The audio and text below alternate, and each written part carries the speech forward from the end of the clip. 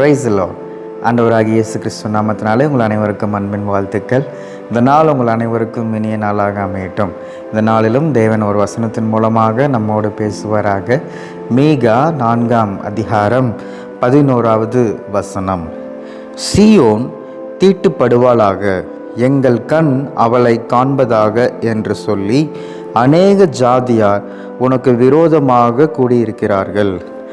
அடுத்த வசனத்தை வாசிக்கலாம். ஆனாலும் அவர்கள் கர்த்தருடைய நினைவுகளை அறியாமலும் அவருடைய யோசனையை உணராமலும் இருக்கிறார்கள்.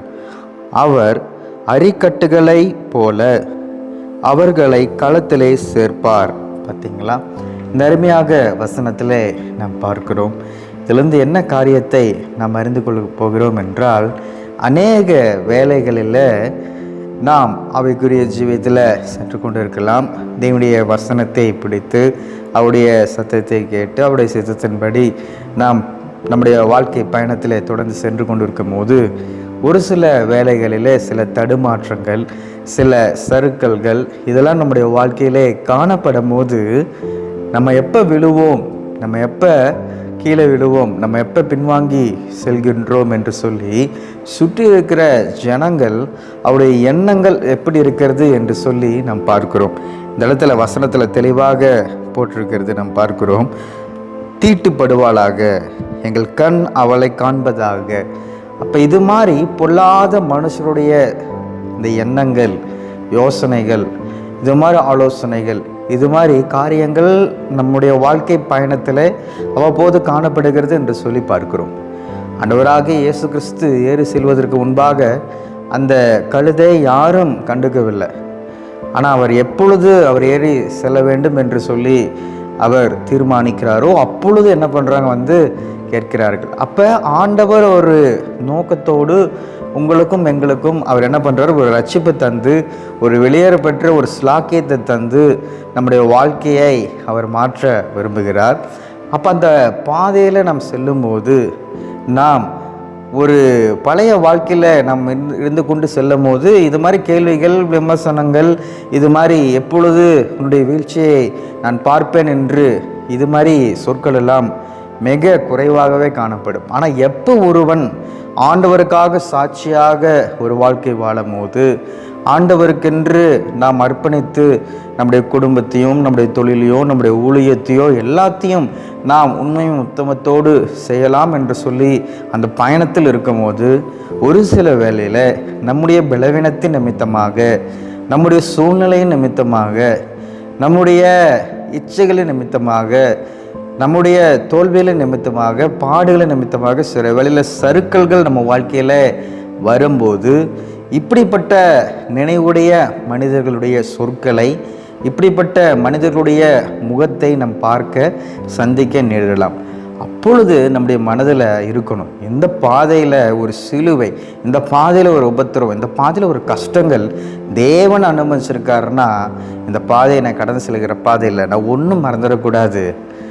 இந்த உலகத்தினுடைய பார்வையில் மனிதர்கள் பார்க்குற மாதிரி ஆண்டவர் பார்க்கறது இல்லை.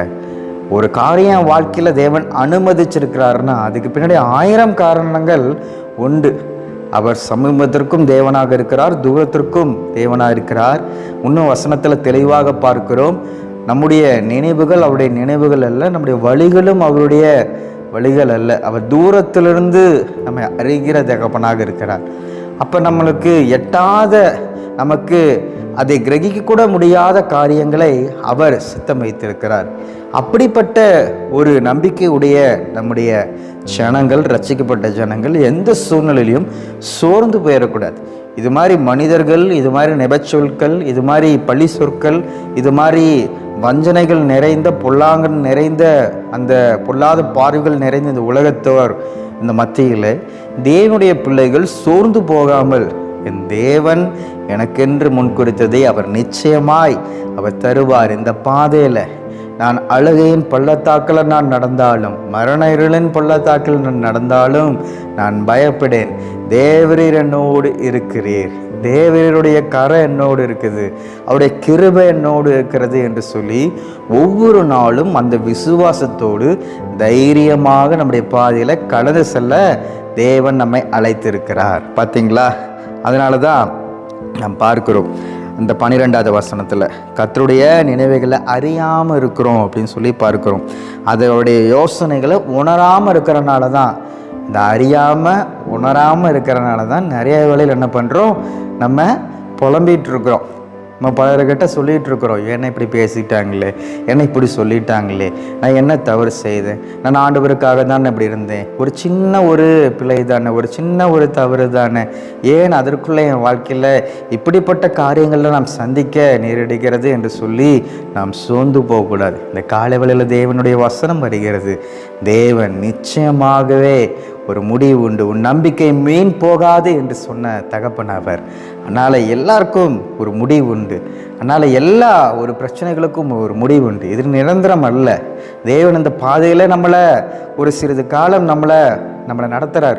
இந்த பாதையில், இந்த சோதனையின் பாதையில், இந்த சிச்சைகளின் பாதையில் நம்ம சோர்ந்து போகாமல் இருக்கும் போது தேவன் நிச்சயமாக என்ன பண்ணுவார், அவர் அரிக்கட்டுகளைப் போல அவர்களை களத்திலே சேர்ப்பார். ஒரு நாள் நம்ம என்ன பண்ணுவோம், சேர்க்கப்படுவோம், நாம் உயர்த்தப்படுவோம். பார்த்தீங்களா, இந்த வசனத்தில் அருமையாக காரியத்தை நாம் தெரிந்து கொள்கிறோம். அதனால் சோர்ந்து போகாதீங்க. எந்த காலத்திலும் தேவனை சொந்த இரட்சகராக அறிந்த பிள்ளைகள், கர்த்தரை சொந்தமாக ஏற்றுக்கொண்ட பிள்ளைகள், இரத்தத்தினால கழுவப்பட்ட பிள்ளைகள், பரிசுத்தமாய் வாழ ஒப்பு கொடுத்த பிள்ளைகள், எந்த சூழ்நிலையிலும் அவர்கள் முன்னிட்டு தான் செல்ல வேண்டுமே தவிர அவர்கள் என்ன பண்ணக்கூடாது, பின்னிட்டு செல்லக்கூடாது.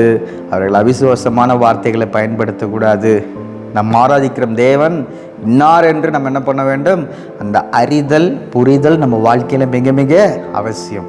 இந்த அறியறது, உணர்றது, புரியறது நம்ம வாழ்க்கையில் இல்லைன்னா ஒரு சின்ன விமர்சனங்கள், பாடுகள், கஷ்டங்கள், இது மாதிரி நிபச்சொற்கள் வரும்போது நம்ம அப்படியே சோர்ந்து போய் நம்முடைய ஆவிக்குரிய வாழ்க்கையில் அப்படியே முடங்கி விடுவோம் என்று சொல்லி பார்க்கிறோம்.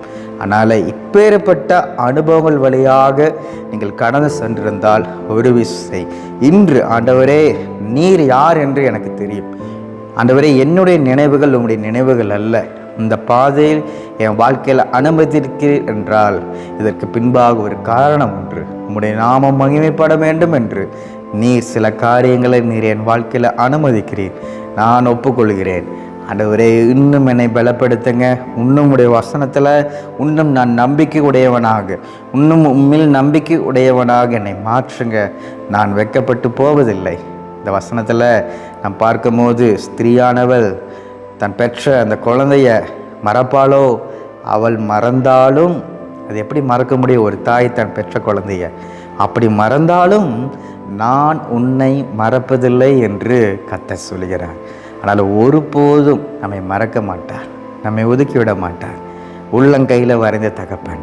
அதனால் எந்த சூழ்நிலையும் சோர்ந்து போகாதீங்க. தைரியமாக உங்கள் வாழ்க்கையில் இது மாதிரி சூழ்நிலைகள், பாடுகள் வழியாக கடந்து சென்றாலும் சந்தோஷத்தோடு என் தேவன் எனக்கென்று ஒரு காரியத்தை தீர்மானித்திருக்கிறார், நிச்சயமாக அதை நான் பெற்றுக்கொள்வேன் என்று சொல்லி உற்சாகத்தோடு ஓடுங்கள், சுறுசுறுப்பாக ஓடுங்கள்.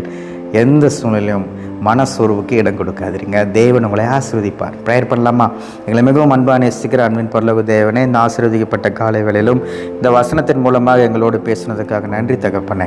ஆண்டவரே, நாங்கள் ஆண்டவரே எங்களுடைய வீழ்ச்சியை, எங்களுடைய ஆண்டவரே இந்த ஆவிக்குரிய வாழ்க்கையிலே நாங்கள் சென்று கொண்டு இருக்கும்போது இது மாதிரி பாடுகள் வெளியில், இது மாதிரி சோதனைகள் வெளியில் ஆண்டவரே நாங்கள் அவ்வப்போது சில வழியில் தடுமாறும் போது ஆண்டவரே இந்த உலகம் எப்பொழுது விழுவாய், தேவனை ஆராதிக்கிறையே, வேதத்தை வாசிக்கிறையே, தேவனுக்கென்று வைராக்கியமாய் இருந்து ஏன் உன் வாழ்க்கையில் இப்படி, ஏன் உன் குடும்பத்தில் இப்படி, ஏன் உன் உறவினர்கள் இடத்தில் இப்படி, ஏன் உன் பிள்ளைகளோட வாழ்க்கையில் இப்படி என்று சொல்லி பல சொற்களையும் நிந்தைகளையும் அவமானங்களையும் நாங்கள் சந்திக்க நேரிடலாம். இந்த மாதிரி பாதையிலும் நாங்கள் சோர்ந்து போகாமல் நீர் யார் என்று நாங்கள் அறியணும், நீர் யார் என்று நாங்கள் உணர்ந்து கொள்ள வேண்டும். இந்த பாதையிலும் தேவன் ஒரு திட்டத்தை வைத்திருக்கிறார் என்று சொல்லி நாங்கள் மனசோர்வு அடையாமல் எல்லா சூழ்நிலையும் விசுவாசத்தோடு லக்கை நோக்கி ஓட வேண்டும். அப்பா, அப்படி ஓடும் போது நிச்சயமாக ஆண்டவரே நீர் ஏற்ற காலத்திலே நீர் எங்களை உயர்த்துவீர். சத்துருகளுக்கு முன்பாக நீர் எங்கள் தலையை உயர்த்துவீர். எங்களுக்கு ஒரு பந்தையை ஆயத்தப்படுத்துவீர். எங்கள் தலை எண்ணெயால் அபிஷேகம் பண்ணுவீர் என்று சொல்லி விசுவாசிக்கிறோம். இந்த காலை வேளையில் இப்பேற்பட்ட அனுபவத்தின் வழியாக கடந்து சென்றிருக்கிற ஆண்டவரே செபிக்கிற ஒவ்வொரு உள்ளங்களுக்காக செபிக்கிறேன். இந்த பாதையில் ஒரு நல்ல ஒரு விடுதலை தாங்க, நல்ல ஒரு விசுவாசத்தில் உறுதியை தாங்க. உண்மை அறிகிற அறிவில் அவர்களுக்கு நல்ல ஒரு அறிவை தரும்படியாக செபிக்கிறேன். அவ்வாறு செய்வதற்காக நன்றி. இந்த நாள் முழுசும் அவர்களுக்கு ஆசீர்வாதமான நாளாக அமையட்டும். ஆண்டவராகிய இயேசு கிறிஸ்துவின் நாமத்தினால செபிக்கிறேன் ஜீவனில் நல்ல பிதாவே, ஆமென்.